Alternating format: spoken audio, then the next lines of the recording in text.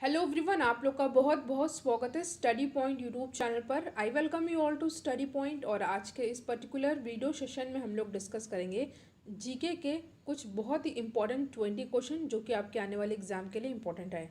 और एक क्वेश्चन ऐसे हैं जो कि पहले के एग्जाम में पूछा गया है। तो चलिए हम लोग अपना आज का डिस्कशन स्टार्ट करते हैं।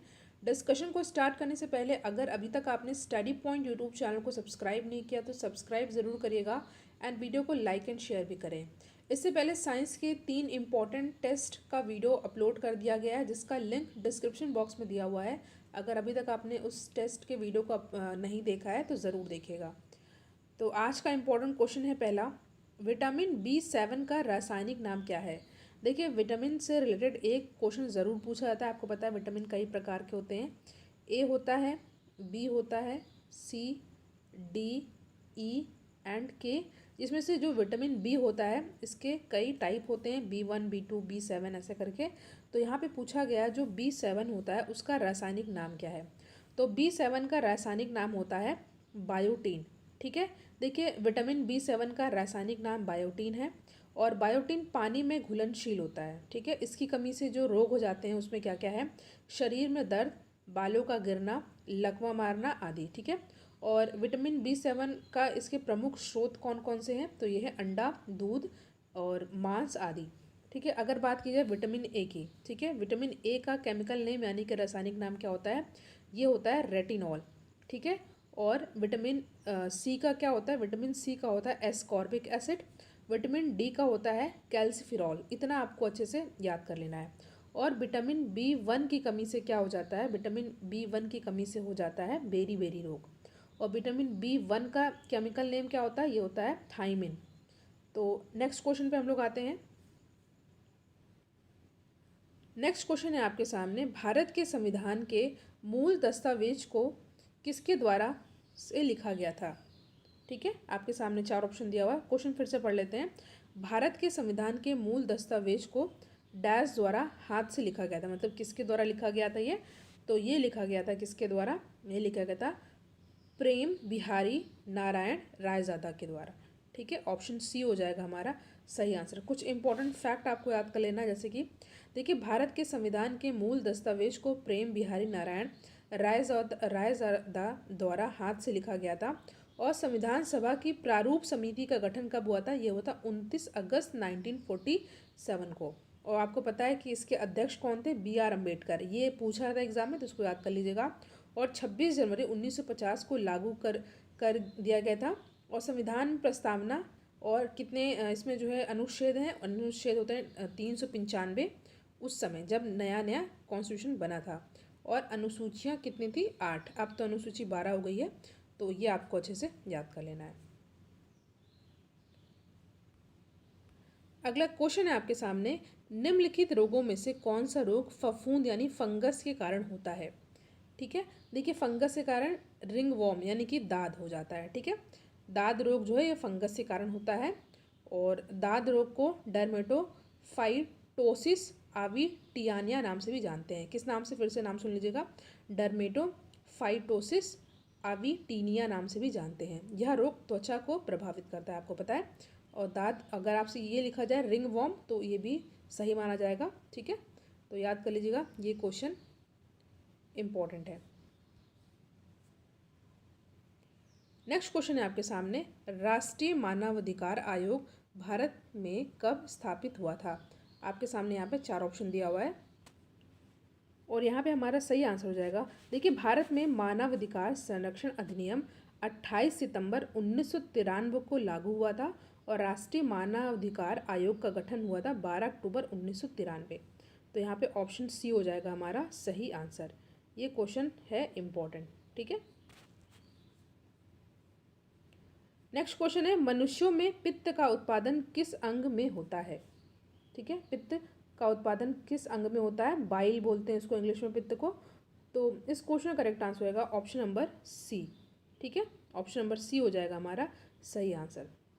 देखिए जिगर बोलते हैं, जिगर बोलते हैं इसको। तो जिगर द्वारा यानी कि लीवर भी बोलते हैं, इसकी इंग्लिश होती है, और यकृत भी बोलते हैं। ठीक है, यकृत भी हो जाएगा और जिगर भी हो जाएगा, तो कंफ्यूज नहीं होना है अगर यकृत दिया रहेगा तो।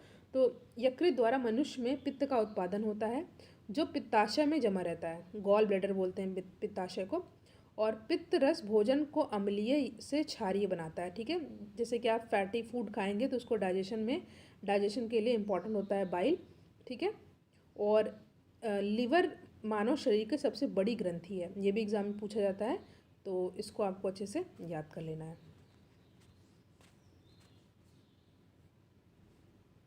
नेक्स्ट क्वेश्चन है, हिमालय का तीसरा सबसे बड़ा शिखर कौन सा है? हिमालय का तीसरा सबसे बड़ा शिखर है माउंट कंचनजंगा, ठीक है। और ये कहाँ पर है? सिक्किम में है, ठीक है। सिक्किम में है, इतना आपको अच्छे से याद कर लेना है। ऑप्शन डी हो जाएगा हमारा सही आंसर।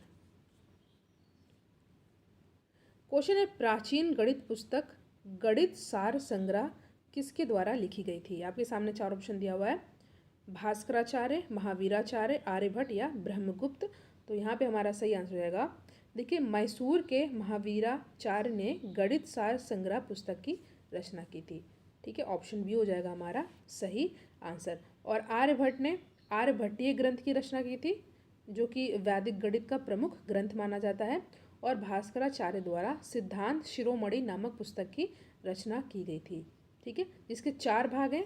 ये है बीज गणित, ग्रह गणित, गोलाध्य और लीलावती। इतना आपको नहीं याद कर लेना, बस आपको याद कर लेना है कि प्राचीन गणित पुस्तक गणित सार संग्रह महावीराचार्य द्वारा की गई थी, ठीक है। और ये मैसूर के रहने वाले थे। अगला प्रश्न है, भारत की संविधान सभा की संघ शक्ति समिति के अध्यक्ष कौन थे? तो ये इंपॉर्टेंट क्वेश्चन है और इस क्वेश्चन का करेक्ट आंसर होगा ऑप्शन नंबर डी, जो कि क्या है? जवाहरलाल नेहरू, ठीक है। संघ शक्ति समिति के अध्यक्ष जवाहरलाल नेहरू थे और संघीय संविधान समिति के भी अध्यक्ष जवाहरलाल नेहरू थे, ठीक है।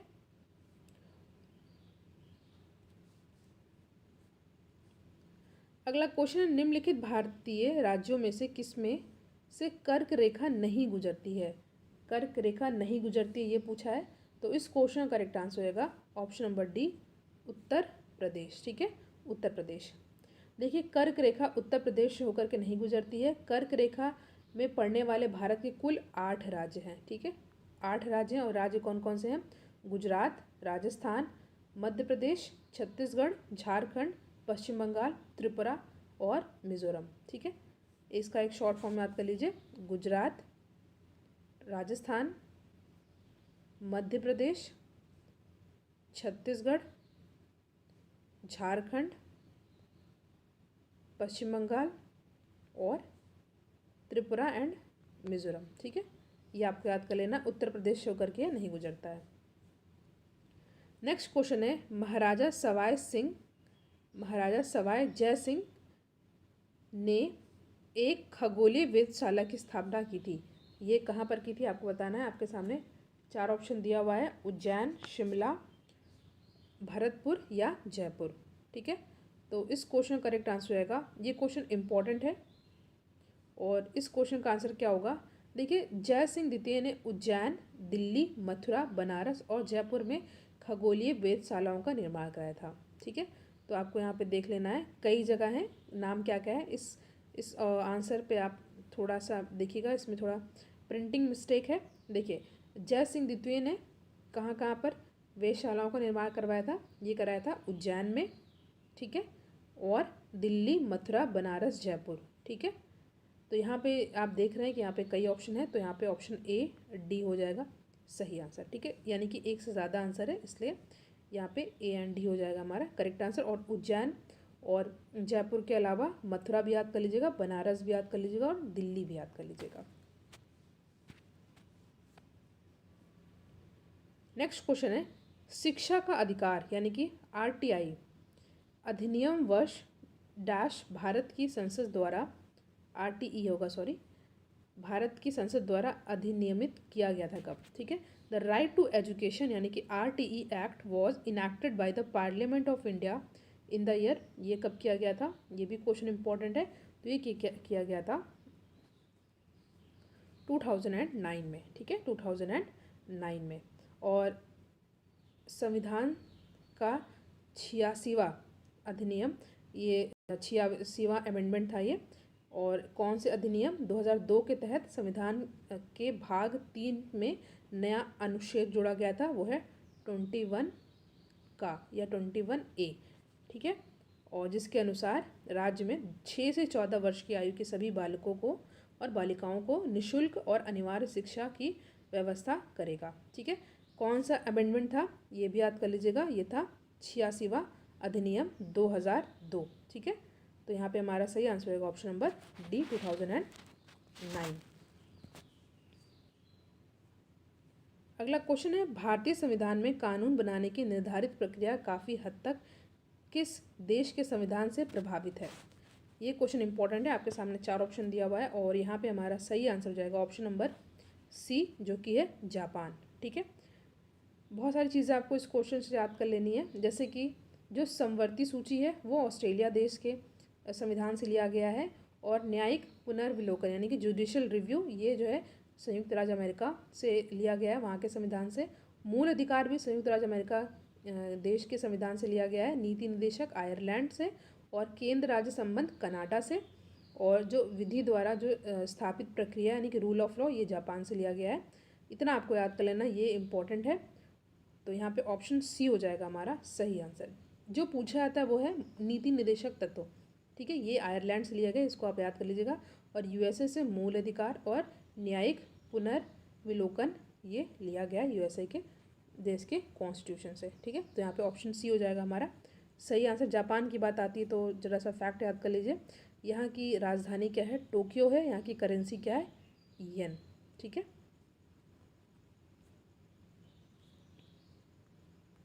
नेक्स्ट क्वेश्चन है, भारत की सबसे बड़ी मीठे पानी की झील कौन सी है, ठीक है। तो ये है कौन सी, वूलर है, ठीक है।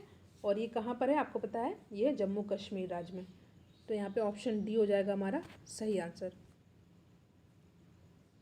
नेक्स्ट क्वेश्चन है, गोदावरी नदी का उद्भव स्थल किस राज्य में है, मध्य प्रदेश, छत्तीसगढ़, महाराष्ट्र या उड़ीसा। तो ये हो जाएगा ऑप्शन सी महाराष्ट्र, ठीक है।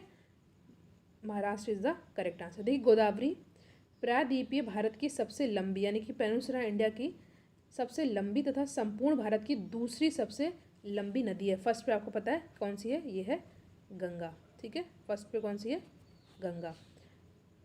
और यह महाराष्ट्र के नासिक के त्र्यंबकेश्वर से निकलती है, ठीक है। इतना आपको याद कर लेना है। नेक्स्ट क्वेश्चन है आपके सामने, रविन्द्रनाथ टैगोर ने अपनी नाइटहुड की उपाधि को किसके विरोध में छोड़ दिया था। तो ये हो जाएगा जलियांवाला बाग नरसंहार, ठीक है। ये हुआ कब था, ये घटना हुई थी 13 अप्रैल 1919 में, ठीक है। 13 अप्रैल 1919 को जलियांवाला बाग नरसंहार की घटना के उपरांत रविन्द्रनाथ टैगोर ने नाइटहुड की उपाधि लौटा दिया था, ठीक है। नेक्स्ट क्वेश्चन है, गुरु गोविंद सिंह की मृत्यु के बाद गुरु की संस्था समाप्त हो गई और सिखों का नेतृत्व उनके विश्वसनीय शिष्य को सौंप दिया गया, ठीक है। तो इसका क्वेश्चन है, इंपॉर्टेंट क्वेश्चन है ये। क्वेश्चन है, after the death of Guru Gobind Singh the institution of guruship came to an end and the leadership of the Sikh pass to his trusted disciple. उनका आपको नाम बताना है उन शिष्य का। आपके सामने 4 ऑप्शन है और ये थे कौन, ये थे बंदा बहादुर, ठीक है, बंदा बहादुर। और ये क्वेश्चन इंपॉर्टेंट भी है।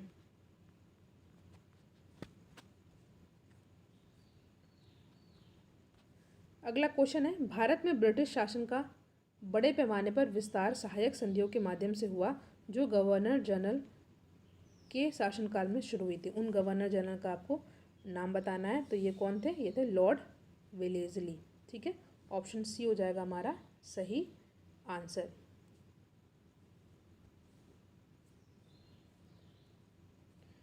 शिखर तकनीक के साथ भारत की क्रूज मिसाइल कौन सी है, ठीक है।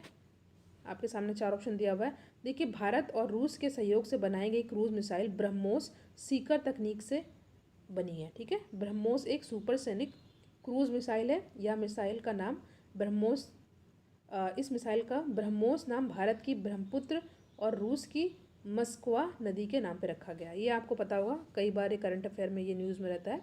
तो यहाँ पे हमारा सही आंसर हो जाएगा ऑप्शन नंबर सी।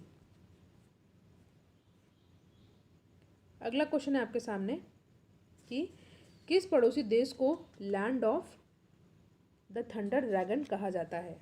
क्वेश्चन फिर से पढ़ लीजिए। Which neighbouring country is known as the land of the thunder dragon. There is 4 option given, Burma, Nepal, Bangladesh and Bhutan, and the correct answer of the question is Bhutan. ठीक है, भारत के पड़ोसी देश भूटान को land of the thunder dragon तथा land of the thunder bolt भी कहा जाता है। भूटान की सीमा को स्पर्श करने वाले भारतीय राज्य कौन कौन से हैं? ये हैं पश्चिम बंगाल, ठीक है, और सिक्किम, अरुणाचल प्रदेश और असम। ठीक है, और आपको याद कर लेना है भूटान की कैपिटल क्या है? थिम्पू। ठीक है, तो यहाँ पे हमने कुछ इंपॉर्टेंट क्वेश्चन को आपसे डिस्कस किया जो कि आपके आने वाले एग्जाम के लिए इंपॉर्टेंट है। डेली आप लोग के लिए वीडियो अपलोड हो रहा है चैनल पर, तो वीडियो को आप लोग लाइक ज़रूर किया करिए और शेयर भी ज़रूर किया करिए। मैंने आपसे कहा था कि लास्ट में आपसे एक इंपॉर्टेंट क्वेश्चन पूछूंगी, तो वो क्वेश्चन आप लोग ये देख लीजिए। देखिए, ये क्वेश्चन पूछा जाता है, वैसे जीके में पूछा जाता है, जो मुंशी प्रेमचंद थे उनका जन्म कहाँ पर हुआ था। आपके सामने 4 ऑप्शन में बता दे रही हूँ, कानपुर और आरामपुर, गाज़ियाबाद या वाराणसी। आपको बताना है। ये एडिशनल क्वेश्चन है, मैंने आपसे पूछ लिया, इसका आंसर आप लोग कमेंट सेक्शन में ज़रूर दीजिएगा। तो thank you so much for watching. Thank you.